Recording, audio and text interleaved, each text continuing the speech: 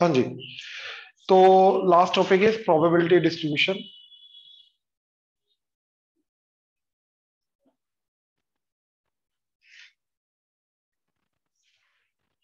ठीक है। Syllabus point of view से इंपॉर्टेंट नहीं है, सिलेबस पॉइंट ऑफ व्यू से, बोर्ड पॉइंट ऑफ व्यू से इंपॉर्टेंट नहीं है ये टॉपिक। ठीक है। कॉम्पिटेटिव पॉइंट ऑफ व्यू से इंपॉर्टेंट है ये और इसका अगला टॉपिक जो आएगा। ठीक है, दो छोटे छोटे टॉपिक्स हैं। ठीक है, ध्यान से देखना। इसका मतलब समझ लो पहले कि प्रोबेबिलिटी डिस्ट्रीब्यूशन का मतलब क्या है। ठीक है। तो देखो, अज्यूम करो मैंने 3 कॉइन्स को टॉस किया। ठीक है, ये एक्सपेरिमेंट है। एक्सपेरिमेंट किया जिसके अंदर हमने क्या किया, 3 कॉइन्स को टॉस किया।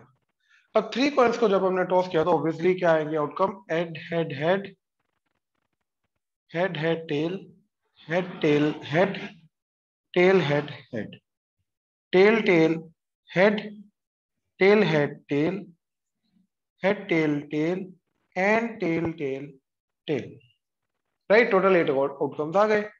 अब प्रोबेबिलिटी 1/8, 1/8, 1/8, 1/8, हर एक की प्रोबेबिलिटी 1/8, हर एक की प्रोबेबिलिटी 1/8। राइट, यही रूल अपना।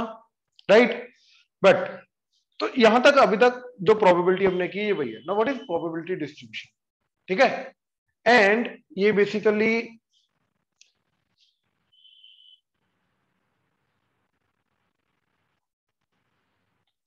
ये रैंडम वेरिएबल जो है ये क्या है। ठीक है, तो प्रोबेबिलिटी डिस्ट्रीब्यूशन जो होता है वो रैंडम वेरिएबल का होता है। ठीक है, तो ये रैंडम वेरिएबल क्या चीज है। तो रैंडम वेरिएबल देखो, नाम वेरिएबल है। ठीक है, बट है वो फंक्शन। ठीक है, random variable is nothing but a function.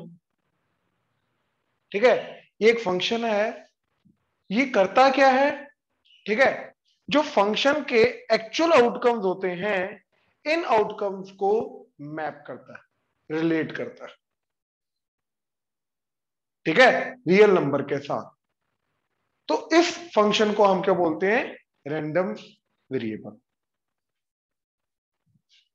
ठीक, नाउ अब जैसे मान लो मैंने वो रैंडम वेरिएबल फंक्शन जो है, राइट, वो डिफाइन किया capital X of X. Let say मैंने डिफाइन किया number of heads minus number of tails. ठीक है, number of heads minus number of tails. तो अब ये सोचो कि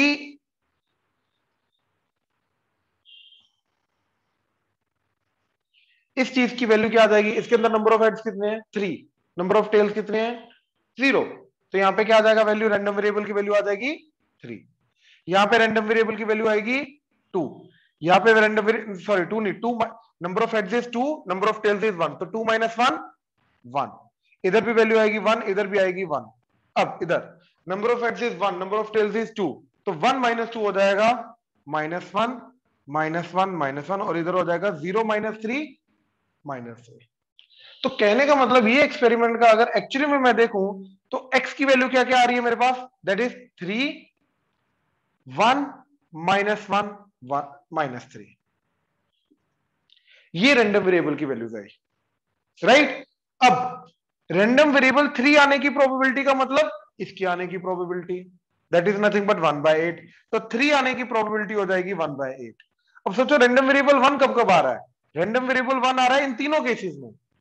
तो 1 की जो प्रोबेबिलिटी होगी वो इन तीनों केसेस की प्रोबेबिलिटी होगी, तो दैट इज 3/8। इधर -1 की जो प्रोबेबिलिटी होगी वो इन तीनों केसेस की एडिशन होगा, तो क्या आ जाएगा वो भी 3/8। एंड इधर क्या आ जाएगा अगेन 1/8 सिंगल केस। तो कहने का मतलब ये है कि अब ये आ गया ऐसे XIPI। Right, normal output and probability को XIPI में कन्वर्ट कर, यहां पे जो XI वेरिएबल है इसको बोलते हैं, इस वेरिएबल को बोलते हैं random variable. This variable is called random variable.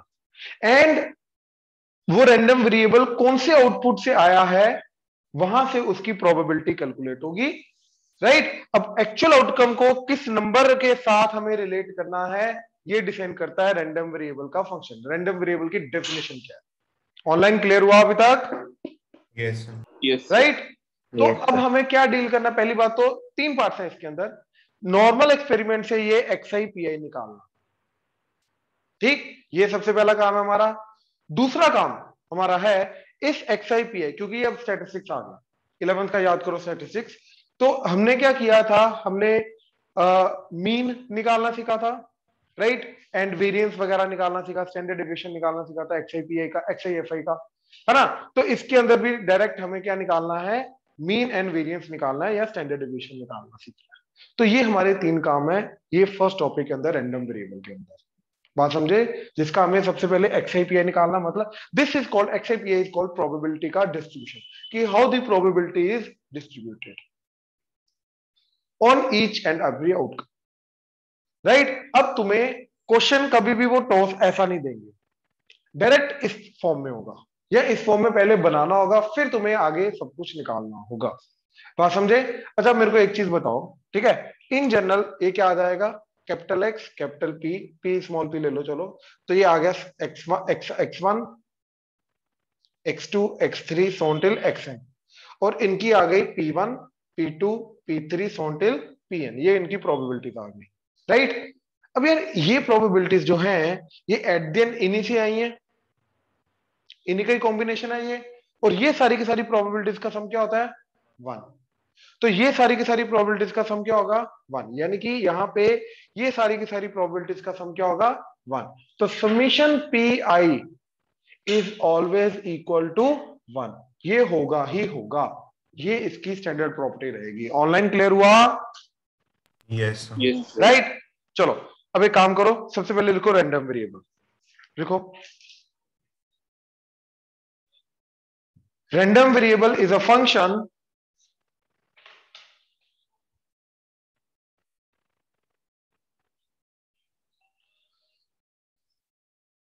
random variable is a function which relates each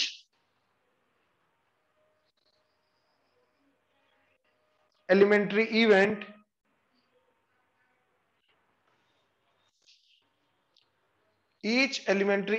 to a unique real number,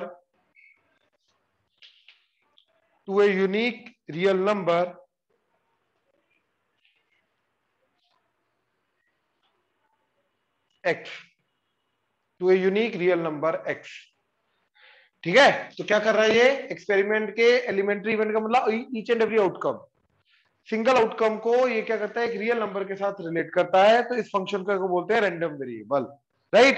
and random variable के बाद जो हमें मिलता है x i p i, right, that is called the probability distribution, ठीक है। And summation of all the probabilities is equal to 1, ठीक है। ये पूरा का पूरा एक्सपेरिमेंट नोट कर लो, नोट कर लो, ये एक्सपेरिमेंट क्या है, ठीक है, ये फंक्शन है, चलो ऐसा ले लो, स्मॉल एस ले लो, ठीक है। एंड ये सारे के सारे तुम किससे डिनोट कर रहे हो, स्मॉल एस से, मतलब इस फंक्शन के अंदर इनपुट क्या जाएगा, ये सारे के सारे इनपुट, ये सारे के सारे इनपुट जाएंगे इसके अंदर, है ना। तो इन सारे के सारे इंडिविजुअल एलिमेंट्स को मैंने के ले लिया स्मॉल एस, तो स्मॉल एस इसके अंदर इनपुट जाएगा और इसका आउटपुट क्या आएगा, कोई ना कोई एक रियल, अभी मैंने क्या बोला कि किसके साथ रिलेट करता है, इनको रियल नंबर के साथ यूनिकली रिलेट करेगा, राइट। तो इसका आउटपुट क्या आएगा, एक रियल नंबर। वो कैसे आएगा, ये तो मैंने एग्जांपल ली कि let's say number of heads minus number of tails, ये कुछ भी हो सकता है, और ये पता होना भी जरूरी नहीं है बाय द वे, हो सकता है मैं डायरेक्ट एक्सआई एफआई दिया है, एक्सआई पीआई, ठीक है ना। तो इसका इनपुट गया एलिमेंट्री इवेंट, और इसका आउटपुट क्या आएगा, रियल नंबर, और वो रियल नंबर होगा ये चीज।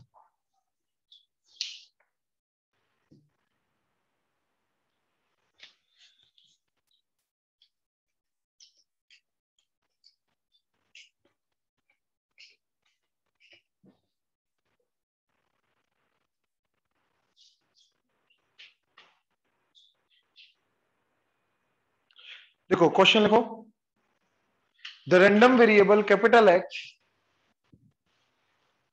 the random variable capital X has a probability distribution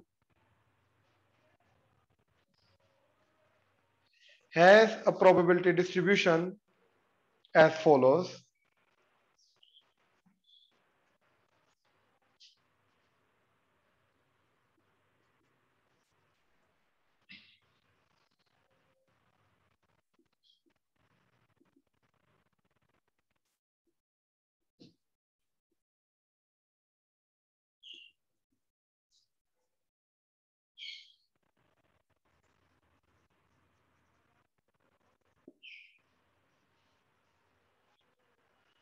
note करो,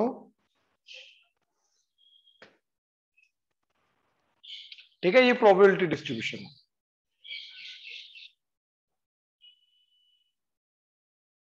अब यहां पे स्मॉल के क्या है वो अभी तक पता नहीं, ठीक है, यहां पे स्मॉल के क्या है अभी तक वो पता नहीं है हमें। अब आगे क्वेश्चन के अंदर फर्स्ट पार्ट क्या है, डिटरमिन द वैल्यू ऑफ के, डिटरमिन द वैल्यू ऑफ के। Second part, probability of x is less than 2. Third, probability x is equal to 2. And fourth, probability x is greater than 2. And fifth, probability x is less than equal to 3, greater than 2. ठीक है, ये निकालना है।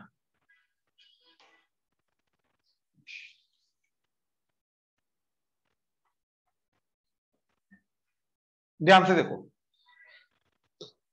ये जो भी given है, सबसे पहले मेरे को क्या निकालना है, इसका x i p i, right, अपना प्रोबेबिलिटी डिस्ट्रीब्यूशन निकालना है। तो देखो एक्स आई पी आई, अब वो क्या बोल रहा है कि अगर देखो ये फंक्शन क्या दे रहा है कि किस इनपुट की क्या आउटपुट आएगा, प्रोबेबिलिटी क्या होगी, आउटपुट क्या है इसका प्रोबेबिलिटी, इनपुट क्या जाएगा वो रैंडम वेरिएबल का वैल्यू, राइट। तो अगर वो जीरो गया, वो क्या बोला कि अगर जीरो इनपुट है, राइट, तो एक्स आई की वैल्यू अगर जीरो है तो प्रोबेबिलिटी क्या आ जाएगी, के। अगर वन है तो प्रोबेबिलिटी आ जाएगी टू के।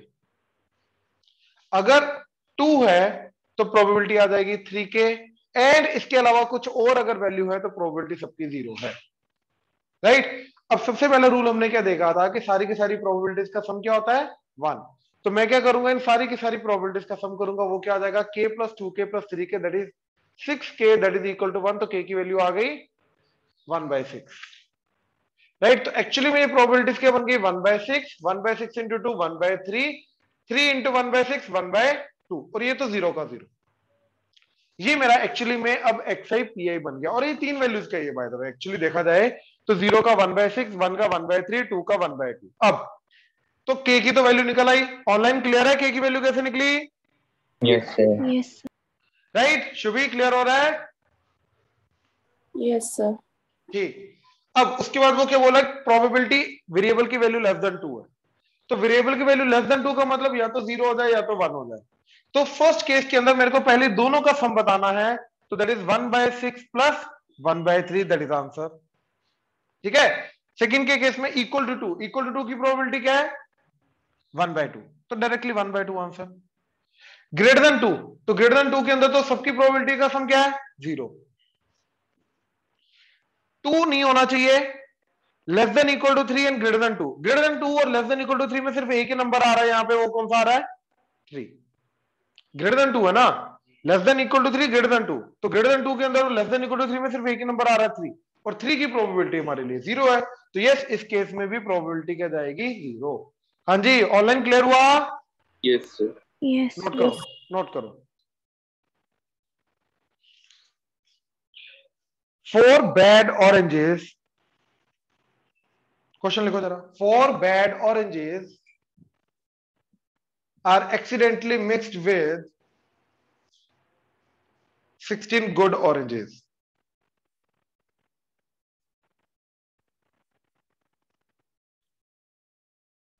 ठीक है, 4 bad oranges are accidentally mixed with 16 good oranges.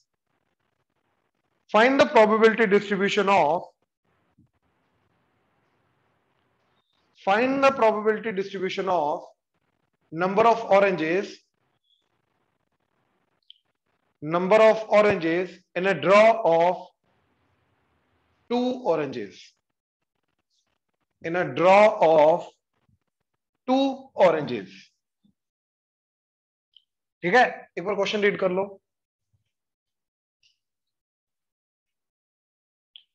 In a draw of 2 oranges.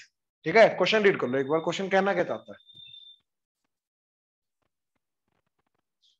ठीक, तो टोटल 20 ऑरेंजेस हैं, उसके अंदर से 16 गुड है, 4 बैड है. अब अगर मैंने 2 ऑरेंजेस निकाले तो उनके अंदर से जो नंबर ऑफ बैड ऑरेंजेस हैं उसकी हमें क्या निकालनी है? Probability distribution. तो उसने बोल दिया कि प्रोबेबिलिटी डिस्ट्रीब्यूशन किसका निकालना है? नंबर ऑफ बैड ऑरेंजेस का.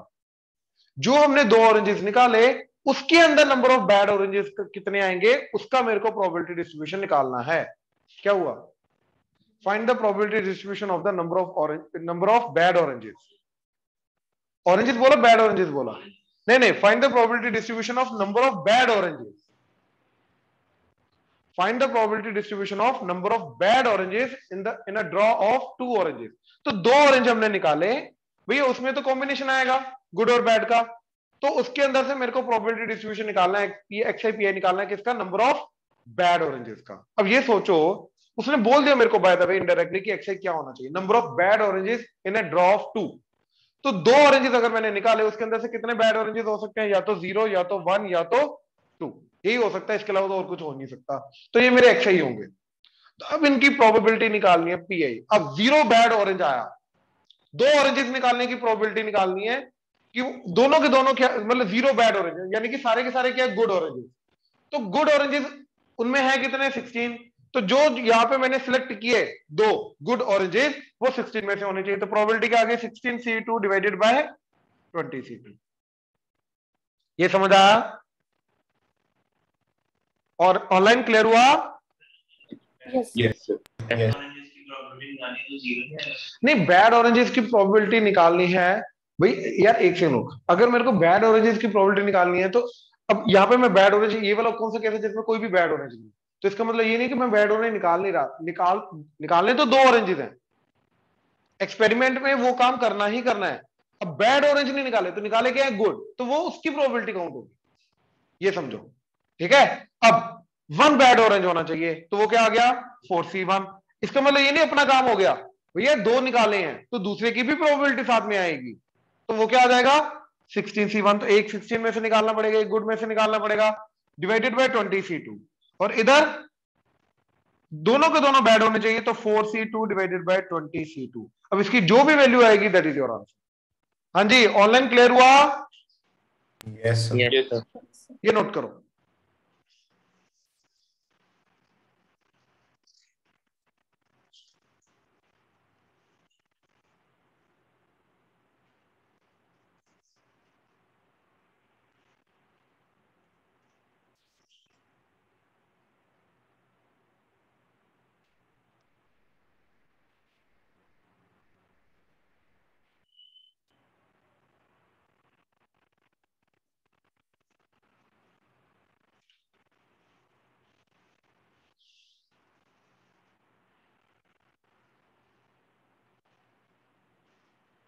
चले?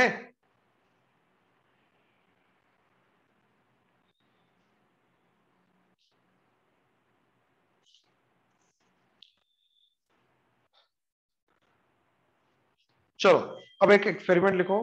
क्वेश्चन मतलब a coin is biased, a coin is biased so that the head is 3 times as likely to occur, head is 3 times as likely to occur as tail.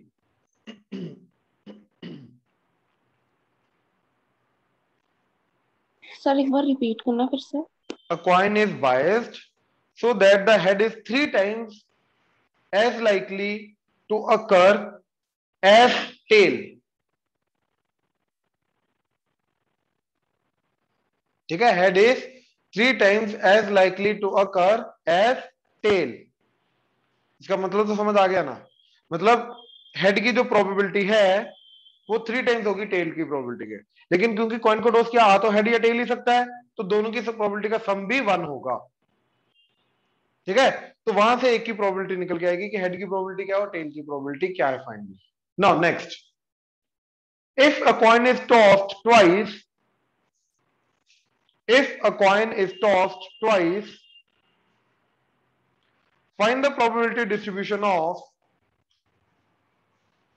find the probability distribution of number of tails,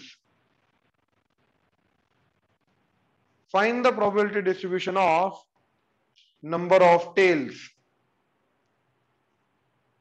ठीक है, find the probability distribution of number of tails।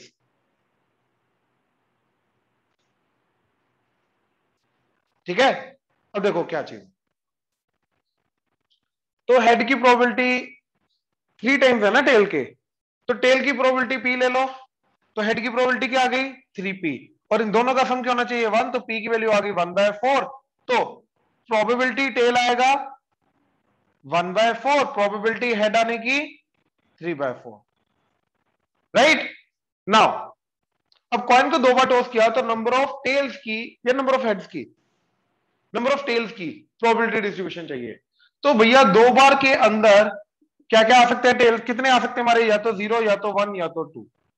अब ये क्या आ जाएगा ना, पहली बार मतलब 0 टेल, यानी कि पहली बार भी हेड आया एंड दूसरी बार भी हेड आया, ये एक टेल आना चाहिए, तो वो पहली बार भी आ सकता है, और head first time and tail second time, और ये दोनों दोनों बार टेल, तो टेल 1 एंड टेल 2। अब देखो, क्योंकि पहली बार कॉइन को टॉस किया और दूसरी बार कॉइन को टॉस किया, right, both are independent events, तो यानी कि इनकी इंडिविजुअल प्रोबेबिलिटी का प्रोडक्ट हो जाए, तो यहां पे क्या आ जाएगा, पहली बार भी हेड 3/4, दूसरी बार भी हेड 3/4, तो इधर आ जाएगा 3/4 का स्क्वायर, इधर 1/4 into 3/4 plus 1/4 into 3/4, तो that is twice of 1/4 into 3/4, और इधर 1/4 into 1/4, तो दैट इज 1/4 का स्क्वायर, तो क्या आ गया 9/16, 6/16 एंड 1/16। हाँ जी, ऑनलाइन क्लियर हो? अच्छा, इन सबको ऐड करके देख लो, अपने आप बन जा रहा है, ध्यान से चेक कर लो। ठीक है ना, 9 और 6 15 प्लस 1 16, 16/16 1। ऑनलाइन क्लियर हुआ probability distribution? Yes, sir. Note करो। Yes. चले, अब देखो जरा, इसी क्वेश्चन को लेके जाएंगे आगे वाला काम करने के लिए। ठीक है, अब नेक्स्ट है इसके अंदर मीन ऑफ प्रोबेबिलिटी डिस्ट्रीब्यूशन। ठीक है, mean of probability distribution, and इसको हम एक्सपेक्टेड वैल्यू भी बोलते हैं, एक्सपेक्टेड वैल्यू ऑफ एक्स, या फिर ई ऑफ एक्स, ये भी बोलते हैं। तो तीनों में से एक नाम, जनरली वो एक्सपेक्टेड वैल्यू यूज करेंगे मीन की जगह, तो कंफ्यूज मत होना कि एक्सपेक्टेड वैल्यू क्या होता है। ठीक है, तो ये क्या होता है, summation xi pi, that's it, that's it. ठीक है, अब ध्यान से समझना, xi fi होता था हमारा in general, x1 f1 x2 f2 x3 f3 and so, यही होता है इन जनरल हमारा, है ना। अगर हम नॉर्मल स्टैटिस्टिक्स के हिसाब से जाएं, राइट, तो xi fi discrete frequency distribution जिसको हम बोलते हैं ना, तो इसके अंदर मीन कैसे निकालते थे हम, x bar, that is xi fi xi fi xi fi, तो summation xi fi divided by summation fi, यही करते थे हम। तो ये क्या बन गया basically, x1 f1 plus x2 f2 plus till xn fn divided by summation fi। Summation fi क्या होता है, सारी की सारी एलिमेंट्स का सम, तो let's say that is capital N। अब अलग अलग कर दो, तो ये क्या बन गया, x1 f1 by n plus x2 f2 by n plus till xn fn by n। अब जब मैंने इसको डिवाइडेड बाय n किया, तो ये क्या आ गया, favourable cases by total cases, तो ये बन गया इसकी प्रोबेबिलिटी p1, ये बन गया इसकी प्रोबेबिलिटी p2, ये बन गया p3, तो बेसिकली ये क्या बन गया, p1 p2 p3 till pn, तो ये बन गया x1 p1 x2 p2 x3p3 so until xn pn। तो बेसिकली जो मेरा मीन का वही वाला फॉर्मूला था, अब वो प्रोबेबिलिटी में कन्वर्ट हो गया, राइट? ऑनलाइन क्लियर हुआ? Yes sir. Yes. राइट? तो इसलिए यहां पर ये फॉर्मूला आया समीशन xi pi। तो हमें करना क्या, अब जैसे इसी के अंदर वो ये बोलता कि find the expected value of number of tails. ठीक है, तो यहीं पे पहली बात तो समझ आना चाहिए कि भैया रैंडम वेरिएबल यहां पे क्या है, नंबर ऑफ टेल्स, जिसकी वो एक्सपेक्टेड वैल्यू पूछ रहा है, क्योंकि वो एक्सपेक्टेड वैल्यू किसकी पूछता है, एक्स की। तो वही रैंडम वेरिएबल होता है। तो यहीं पे जब जैसे ही वो क्वेश्चन में बोला कि find the expected value of number of tails, तो मेरे को यहीं पे समझ आ जाना चाहिए कि जो रैंडम वेरिएबल की बात कर रहा है वो क्या है, पहली बात तो नंबर ऑफ टेल्स। तो नंबर ऑफ टेल्स के अकॉर्डिंगली मेरे को एक्सआई पीआई बनाना सबसे पहले तो ये, उसके बाद उसकी एक्सपेक्टेड वैल्यू पूछ रहा है यानी कि मीन पूछ रहा है। तो क्या आ जाएगा, समीशन एक्सआई पीआई, क्या आ जाएगा, इन दोनों को प्रोडक्ट करो तो 0 into 9/6 9/16 plus 1 into 6/16 plus 2 into 1/16। तो क्या आंसर आ गया, 6 and 2 8, तो 8/16 दैट इज हाफ। तो this is the expected value और mean of the number of tails या फिर mean of the probability distribution. Online clear हुआ? Yes, sir. Yes, sir. Note करो, नोट करो। नेक्स्ट जो इसके अंदर आ रहा है, ठीक है, that is variance of probability distribution.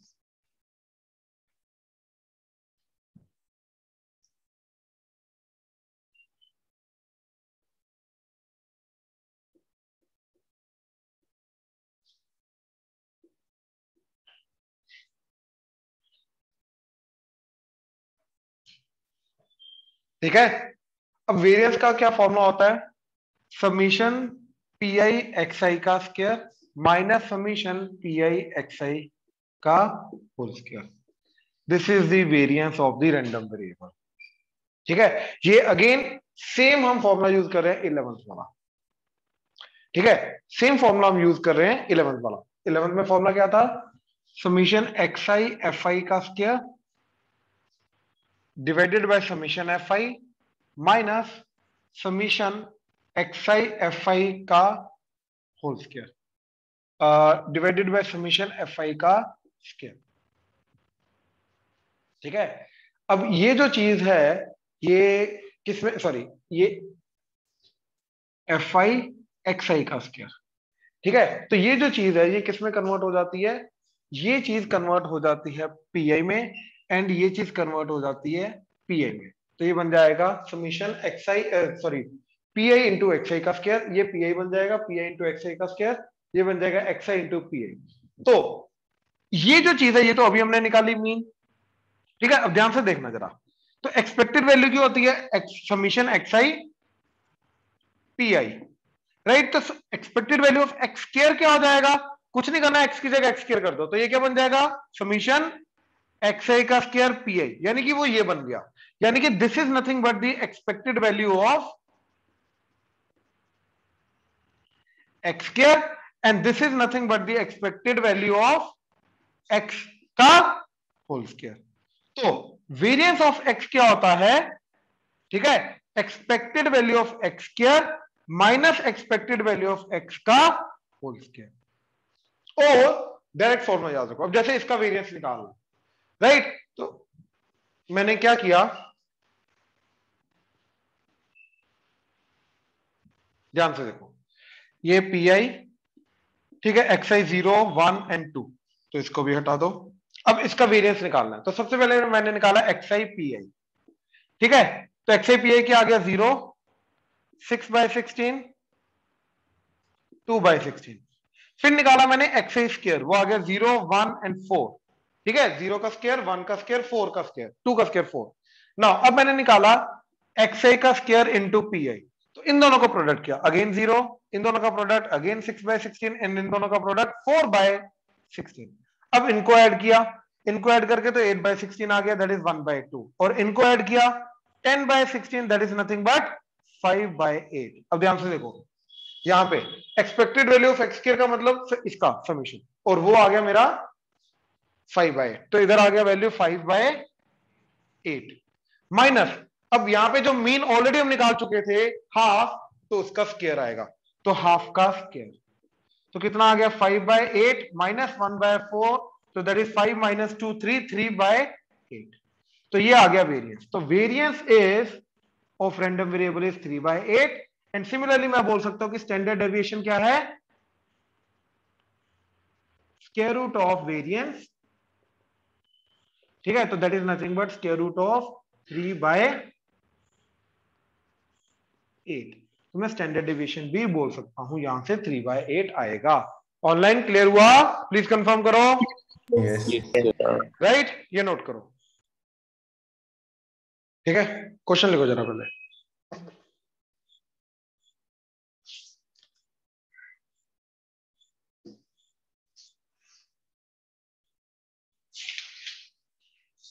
Two dice are thrown simultaneously.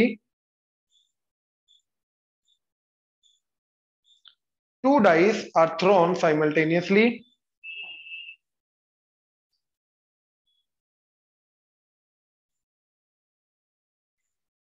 If capital X denotes the number of sixes, if capital X denotes the number of sixes, find the expectation and variance of capital X. Find the expectation and variance of capital X. ठीक, अब उसने क्या बोला, दो हमने dice को throw किया and इसके अंदर नंबर ऑफ सिक्सेस को हमने क्या बोला, रैंडम वेरिएबल एक्स। तो भैया कितने सिक्सेस आ सकते हैं दो थ्रो में, या तो 0 या तो 1 या तो 2, बात खत्म। हाँ या ना? ऑनलाइन क्लियर हुआ? Yes, sir.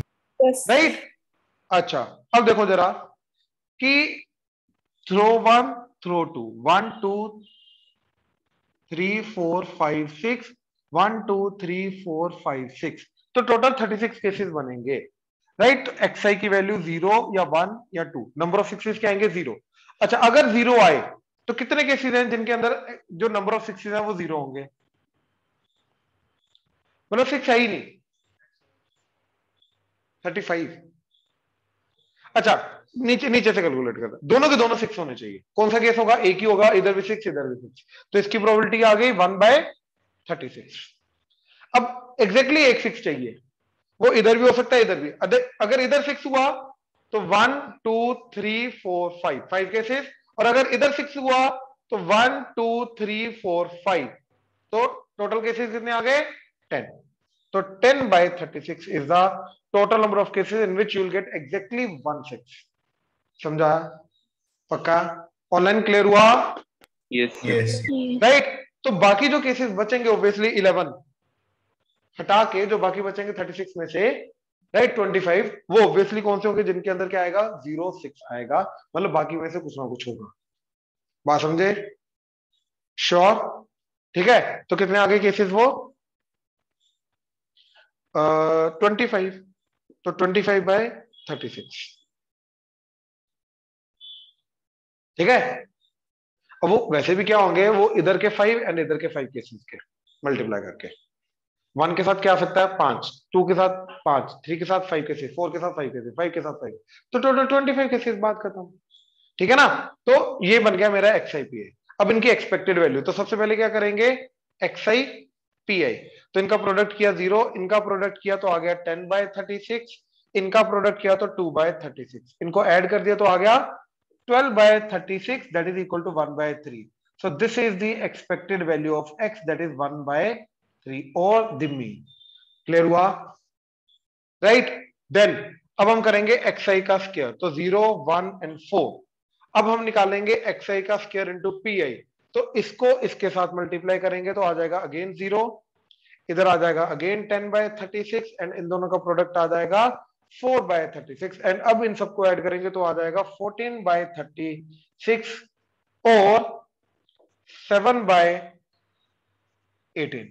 अब इसका वेरिएंस क्या जाएगा, expected value of x square, तो that is nothing but 7/18 minus mean का स्क्वायर, तो दैट इज 1/3 का स्क्वायर, दैट्स इट।